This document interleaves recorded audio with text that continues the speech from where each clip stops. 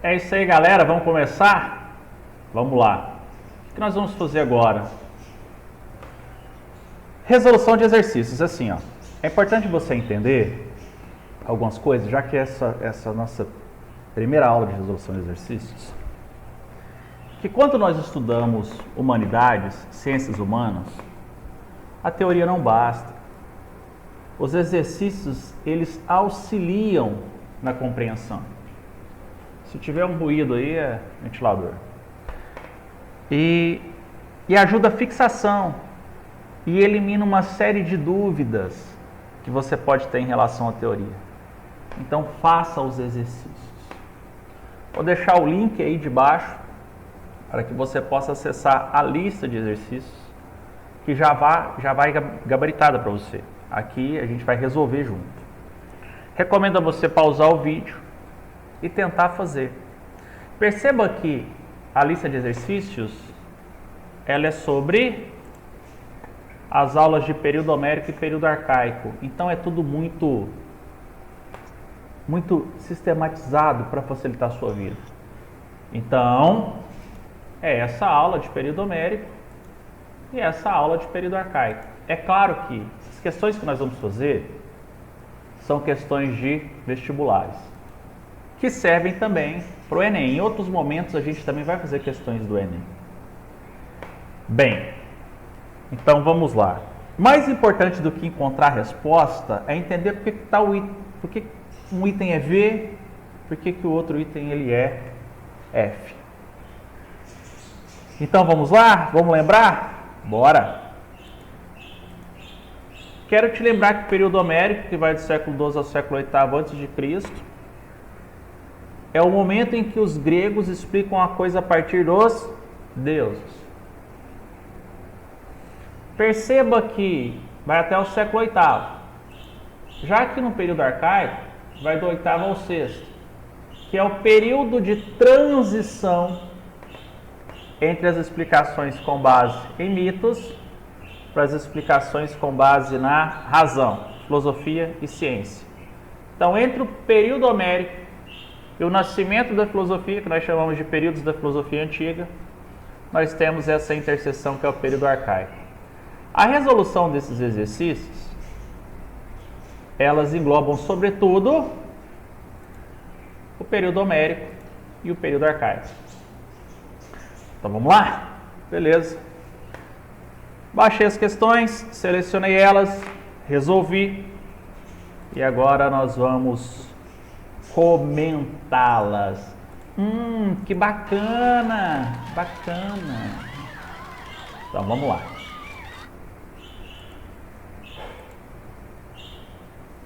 UFO, Universidade Federal de Uberlândia. Para quem não sabe, eu sou de Uberlândia, fiz UFO e a UFO ela é pioneira na questão de colocar filosofia e sociologia nos vestibulares. Lá começou em 1998. Então, se tem um lugar para pegar questões de filosofia para estudar, é a UFO. Então vamos lá. No poema Teogonia, ou seja, está com letra maiúscula itálica, então é um livro. As musas, seres sobrenaturais, ligados aos deuses, aparece ao poeta Hesíodo, ancião da aristocracia que mantém contato com os deuses por meio da deusa Mnemósine, e diz-lhe o seguinte: olha o que as musas dizem a ele. Sabemos dizer muitas mentiras semelhantes aos fatos, e sabemos se queremos dar a ouvir verdades.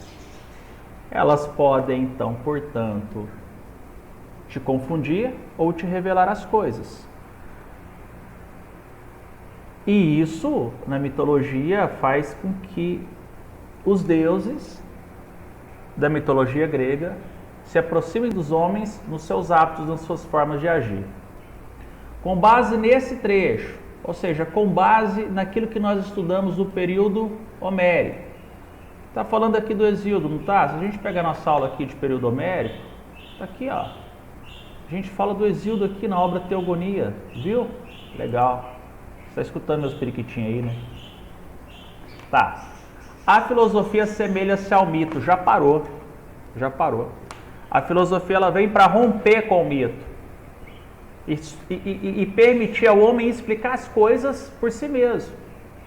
Então a filosofia assemelha-se ao mito? Não. Então já parou. Essa palavra aqui já faz com que o item esteja correto. Vamos terminar de ler. A filosofia assemelha-se ao mito por entender que a verdade se baseia na autoridade de quem a diz. A filosofia não baseia-se na autoridade. Ela baseia-se na argumentação e na capacidade de reflexão. Agora os deuses, sim. Eles têm autoridade para revelar as coisas e dizer o que é certo e o que não é. O que é verdade e o que não é. Então esse item é falso. Eu gosto muito de questões assim. Porque se o item 1 é falso, a gente já elimina esse aqui. Olha que bacana. Vamos para o item 2. No mito, há espaço para contradições e incoerências, pois a verdade no mito se estabelece em um plano diferente daquele em que atua a racionalidade humana.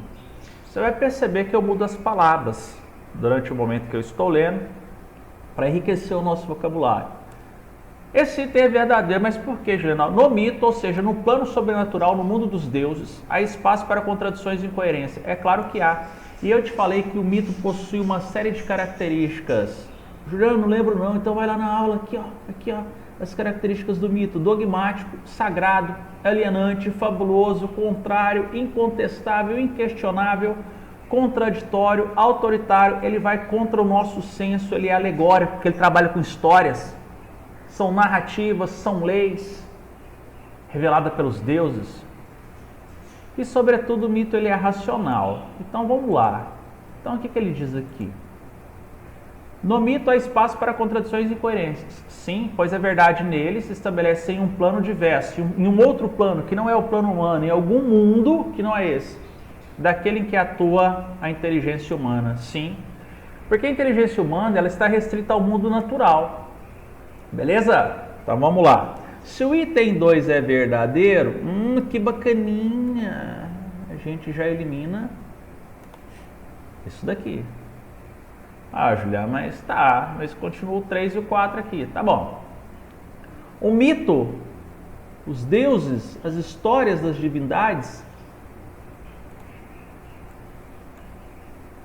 entende que a verdade é, por um lado, uma conformidade com alguns princípios lógicos.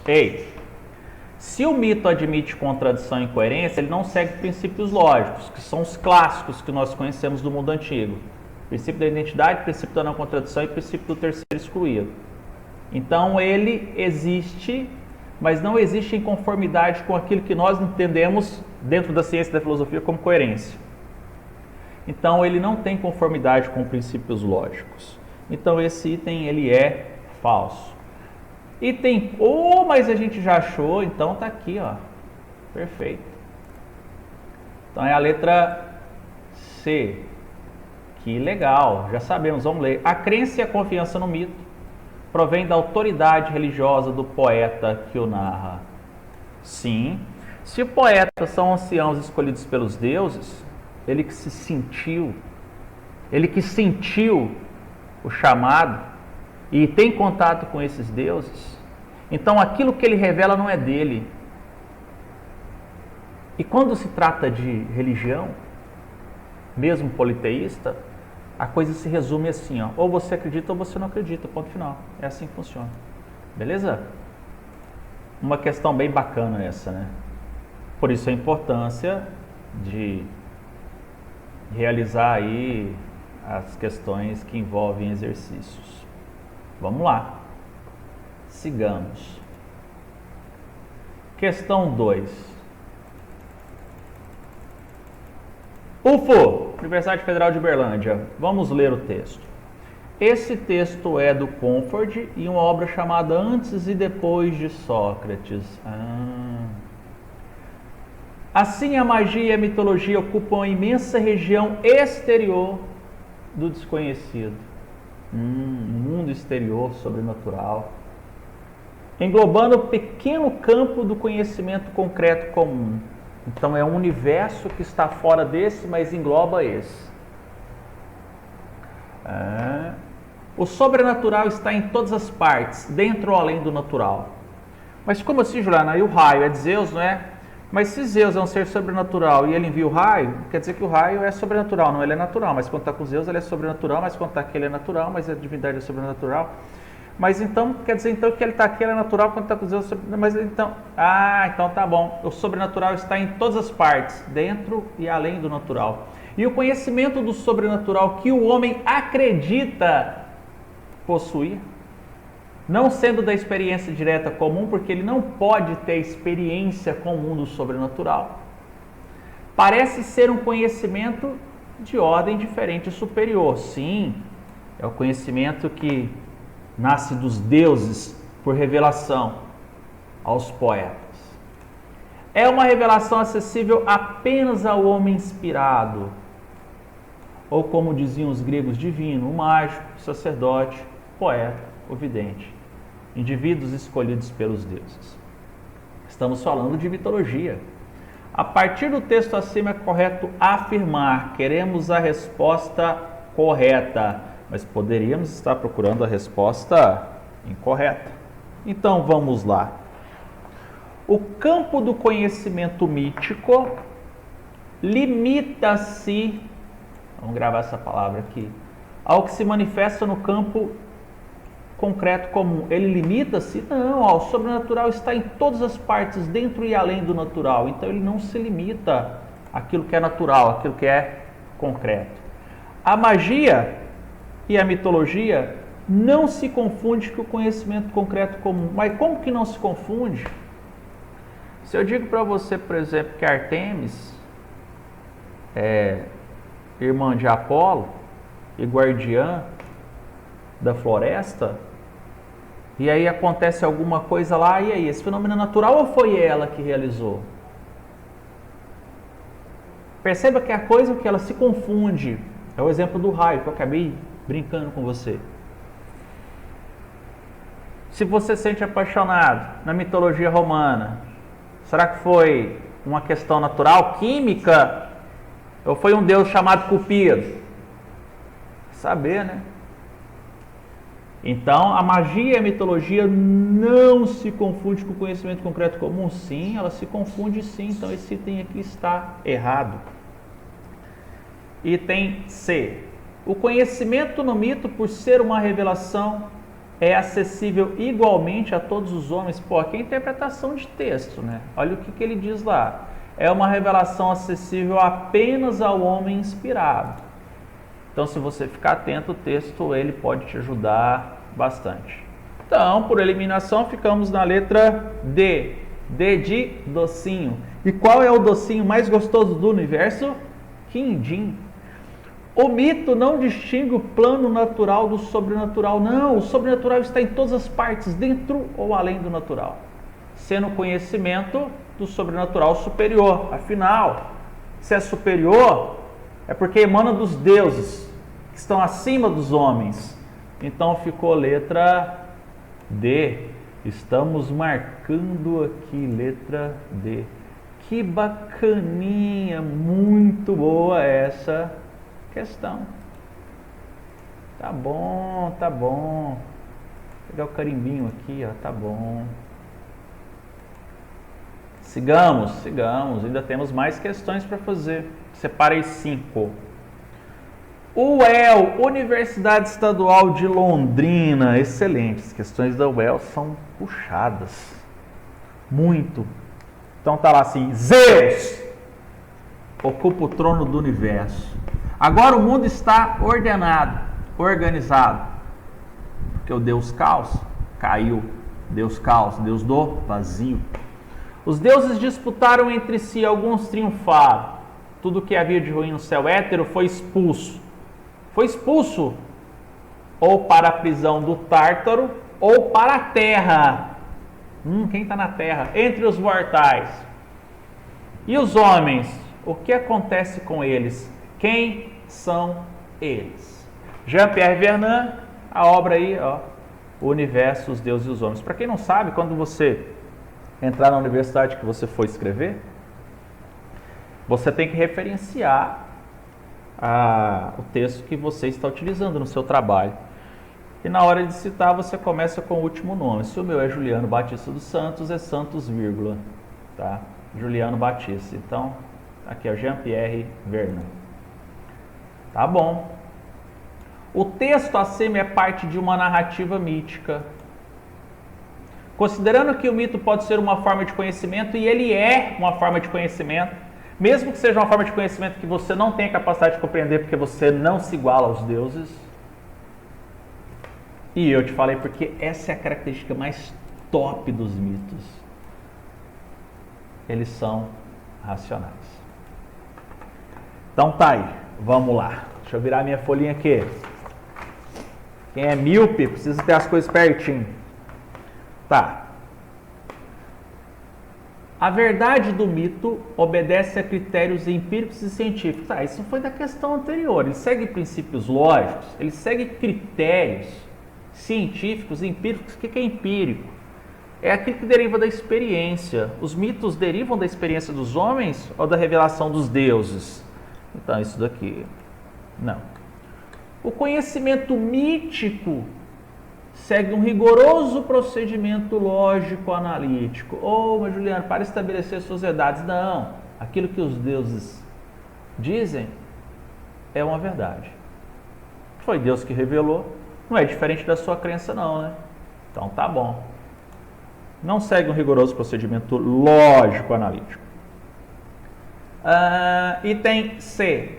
As explicações míticas constroem-se de maneira argumentativa e autocrítica. Os mitos se constroem... Gente, o mito não é argumentação, o mito é revelação, o mito é narrativa. Ou você acredita ou você não acredita. Não tem que argumentar, não tem que te convencer de nada. Isso é tentar te convencer da briga, né? Então, não é argumentativa e nem autocrítica. O mito busca explicações definitivas acerca do mundo e do homem. Então quer dizer que o mito ele explica coisas sobre o homem e coisas sobre o mundo. E sua verdade independe de provas, porque ou você acredita ou você não acredita. Juliano, então parece-me que esse item aqui ele é verdadeiro. Porque o mito busca explicações sobre o homem e o mundo. Se você pensar o livro sagrado Bíblia, ela busca explicar a origem do mundo, a origem dos homens. E as verdades presentes nesse livro, que você considera verdades porque foram reveladas por Deus, elas independem de provas, não é? Que bacaninha! Então ficou letra D de docinho. Qual docinho? Quindim. A verdade do mito obedece regras universais do pensamento racional. Tá. Mito tem a ver com conhecimento que emana dos deuses. Essa é a jogada. Tá vendo a importância de resolver exercícios? Serve de fixação. Para você que acha que humanas você não tem que resolver questões, deixa esse pensamento para lá. Se você já é um bom aluno, ao resolver essas questões, você vai aumentar a sua capacidade de resoluções de questões em vestibulares do Enem. Pensa nisso, isso é importante. Penúltima questão, questão 4. Sobre a passagem do mito à filosofia. Tá, sobre a passagem do mito à filosofia. Qual que é o nome que nós damos à passagem do mito à filosofia, esse período de transição? Período arcaico. Quanto tempo dura? Aproximadamente 300 anos. Isso é rápido ou é lento? É lento, né, meu camarada? 300 anos é uma coisa lenta. Então tá bom. Sobre a passagem, sobre o período arcaico, sobre o período em que existem fatores que contribuem para o surgimento da filosofia, das ciências. Tá. Essa questão aqui ela foi escolhida a dedo. Porque antes de existir a filosofia, os primeiros filósofos foram educados em qual cultura? Na de Homero, com base nos deuses. A racionalização do mundo por meio da ciência e da filosofia faz com que os gregos deixem de acreditar nos deuses? Não. Eles não se tornam ateus. Mas aquilo que o homem pode explicar, ele explica. Então vamos lá, aí tem um. Gosto muito de questões assim. Os poemas de Homero em razão de muitos dos seus componentes, já contém características essenciais da compreensão de mundo grega, que posteriormente se revelaram importantes para o surgimento da filosofia. Sim, porque o que acontece? Os poemas de Homero, influenciado pela cultura anterior a ele, dos povos que viviam na região ali da Élide, da Grécia Antiga, que é os povos de Creta, Minos, Tirento, Micenas, eram mitos mais apavorantes. Então ocorre nos poemas de Homero a aproximação de deuses de homens com interseções, ou seja, características em comum. O que Homero faz? Ele diviniza os homens, ele humaniza os deuses, torna os deuses a imagem dos homens e permite, então, portanto, uma aproximação entre aquilo que é natural e aquilo que é sobrenatural. Tá bom. Então, quer dizer que esse item aqui, ele é verdadeiro. Pô, bacana. Então, esse item aqui é verdadeiro. Vamos marcar ele aqui. Perfeito. Item 2. O naturalismo, ou seja, coisas que não são sobrenaturais, que se manifesta na origem da filosofia, porque a filosofia vai se basear nesse plano concreto que nós estamos, em um plano natural e não sobrenatural. O naturalismo que se manifesta nas origens da filosofia, com Tales, Anaximandro, Anaxímenes, Heráclito, Parmênides, Anaxágoras, já se evidencia na própria religião grega, na medida em que nem homens e nem deuses são compreendidos como perfeitos, e não são, porque eu te falei que o poema de Homero traz para nós. Eles colocam os deuses, eles colocam os homens à imagem dos deuses e vice-versa. Então esse item é verdadeiro. Nossa, então se o item 1 é verdadeiro, o item 2 é verdadeiro, a gente já eliminou a letra B e a letra C. Ô Juliana, eu percebi que a questão da UEL tem até a letra E, igual ao Enem, né? Mas a questão da UF só vai até a letra D, é isso mesmo ou você tirou alguma? Não, é isso mesmo. Na UF é até a letra D. Então tá. Item 3.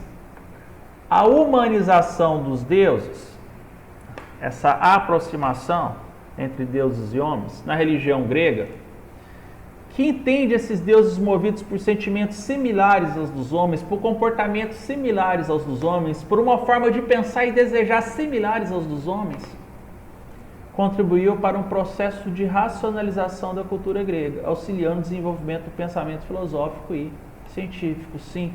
Juliana, então quer dizer que os primeiros filósofos que começaram a mudar a forma de pensar, eles foram influenciados justamente pela questão dos mitos, dos poemas de Homero e de Hesíodo? Sim. Se o item 3 é verdadeiro, a gente já sabe a resposta, mas mais importante do que entendermos, encontrarmos a resposta, é sabermos por que é V e por que é F. Então tá lá. O mito foi superado, foi, cedendo lugar ao pensamento filosófico. Ele cedeu o lugar, mas ele não perdeu o lugar dele. Vamos continuar. Devido à assimilação que os gregos fizeram da sabedoria dos povos orientais. Sim, é isso mesmo. Os gregos, antes do boom, que alguns vão chamar de milagre grego, mas essa teoria já foi superada. O Oriente Médio, ali na Mesopotâmia, era muito mais desenvolvido que a Grécia. Esses povos orientais influenciaram os gregos? Claro que sim, eu te falei isso. Eu te falei quais povos influenciaram o surgimento da filosofia. Está aqui, ó, sumérios, babilônios, assírios, caldeus, fenícios, persas. Está aqui, ó, na aula de período arcaico.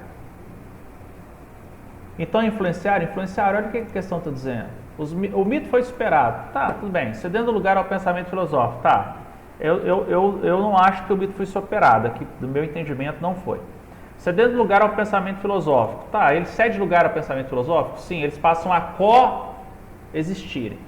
Devido à assimilação que os gregos fizeram da sabedoria dos povos orientais. Sim, olha, eles vieram ter conhecimento desses povos aqui que estavam bem mais desenvolvidos. Sabedoria é essa desvinculada de qualquer base religiosa? Não. Claro que não. As pessoas, elas não deixam de acreditar, não deixam a sua crença porque tem conhecimento racionalizado. Tá? Isso é pouco provável. Ah, mas acontece sim, mas é pouco provável. Então isso aqui, ó, faz com que o item esteja falso. Então não é esse aqui, vamos cortá-lo também. Não é esse aqui, vamos cortá-lo também. Então ficou letra D de docinho. Qual docinho? No quindinho. É aquele docinho amarelo feito de ovos. Questão 5. Para finalizar. Universidade Estadual de Londrina. Os poemas de Homero serviram de alimento espiritual aos gregos. Pô, a gente está falando isso o tempo todo, né? Como que os poemas, sobretudo de Homero, influenciaram no surgimento da filosofia e da ciência, contribuindo de forma essencial para aquilo que mais tarde se desenvolveria como filosofia. Em seus poemas, a harmonia, a proporção, o limite, a medida, assim como a presença de questionamentos acerca das causas, dos princípios e do porquê das coisas se faziam presentes, revelando depois uma constante na elaboração dos princípios metafísicos da filosofia grega. Giovanni Reale, História da Filosofia Antiga. Bacana, né? De novo, a ideia da influência da religião grega na formação dos primeiros filósofos pré-socráticos. Com base no texto, deixa eu virar o meu aqui para ler, só um momento. Com base no texto e nos conhecimentos acerca das características que marcaram o nascimento da filosofia na Grécia, considera as afirmativas a seguir. A política influenciou o surgimento da filosofia. Deixa eu ver, eu vou correr lá na aula do Juliano, deixa eu ver os principais fatores que influenciaram o surgimento da filosofia. Calma aí. A política, tá aqui, ó. A política, enquanto forma de disputa oratória, de argumento, um vai no palanque, depois o outro vai, eles debatem, réplica, tréplica, surgiu lá na Grécia. Contribuiu para formar um grupo de iguais. Quem são esses iguais? Os cidadãos. Que buscavam a verdade por meio dos deuses? Não, por meio da argumentação. E seu argumento, eu produzo ciência e eu produzo filosofia. Então, esse item aqui, ele é verdadeiro. Se o item 1 é verdadeiro, nós eliminamos a letra C e também eliminamos a letra B. Item 2. O Palácio Real, que centralizava os poderes militar e religioso, porque não havia distinção dessa ideia do poder político, do poder familiar, do poder religioso, tudo se concentrava no indivíduo. Foi substituído pela ágora. Gente, o que é ágora? Ágora significa praça pública. Ela era ocupada por quem? Ela era ocupada pelos poetas. E depois vai passar a ser ocupada por quem? Por pessoas, cidadãos, que vão lá o quê? Para debater. Deixa eu ver se eu acho aqui a ágora e tal. Aqui a ágora aqui. Tá aqui. Esse espaço público. Perfeito. O Palácio Real, que centralizava os poderes militar e religioso, foi substituído pela ágora, espaço público onde os problemas da polis, da cidade-estado eram debatidos. Sim. Se o item 2 é verdadeiro, já eliminamos a letra A. Bacaninha. Item 3, estamos acabando. A palavra, utilizada na prática religiosa e nos ditos do rei, perdeu a função ritualística de fórmula justa, passando a ser veículo do debate e da discussão. Sim, não é porque a coisa não é mais assim, como era antes. Aquilo que é dito pelos deuses não pode ser contestado. Essa imposição da palavra revelada por meio dos poetas, ela perdeu a sua função. Trata-se de poder argumentar. Eu gosto de dar o seguinte exemplo. Imagine então que dentro da sua crença diz que determinado ato, de acordo com o livro sagrado, tem que ser punido com enforcamento. Como é que você vai contestar isso? É Deus, véio. Não tem que contestar, não tem que executar. Com as questões humanas, não. Com as questões humanas eu posso argumentar, eu posso debater questões, por exemplo, sobre a pena de morte. Em livros sagrados, não. Se diz que tem que matar, tem que matar. É assim. Tá? Brincadeiras à parte, é assim. Então, esse item aqui... Vai. A gente vai conseguir marcar ele aqui, ó. Tá aí. Ele é verdadeiro. Se ele é verdadeiro, nós já achamos a resposta. Mas vamos entender por que o item 4 ele é falso. A expressão filosófica, a filosofia tributária do caráter pragmático dos gregos. O que é pragmático? É aquilo que tem utilidade imediata, utilidade prática imediata. A filosofia tem utilidade prática imediata? Acho que não, né? Afinal, a gente escuta muito dentro de sala de aula. A filosofia serve para quê? Então tá. Que substituíram a contemplação desinteressada dos mitos pela técnica... Não, vamos ler, depois eu explico. A expressão filosófica é tributária do caráter pragmático dos gregos. E esse caráter pragmático, ele substituiu a contemplação desinteressada dos mitos pela técnica utilitarista do pensar racional. A filosofia não é uma técnica utilitarista. A filosofia é essa capacidade de reflexão sem interesses imediatos. Não que as motivações não existam. Então o item 4 ele é falso. Beleza? É isso aí. Então, cadê? Que letra que ficou? Letra D de docinho. Qual docinho? Aquele mais gostoso do universo, que se chama quindim. Ô Juliano, então ficou a primeira C e as demais D? Vamos conferir, né? Eu acho que sim. Aqui é só uma coincidência ser tudo D, tá? Porque você tem que lembrar assim, ó, são seleções de questões. Isso não acontece numa prova, não. Pode até acontecer, tá bom, mas é pouco provável. Então ficou letra C, D, questão 3 aqui ficou D, questão 4 D, questão 5 D, então bateu aí com gabarito. É isso aí, galera. Encerramos a nossa primeira resolução de exercício. Agradeço aí a todos vocês.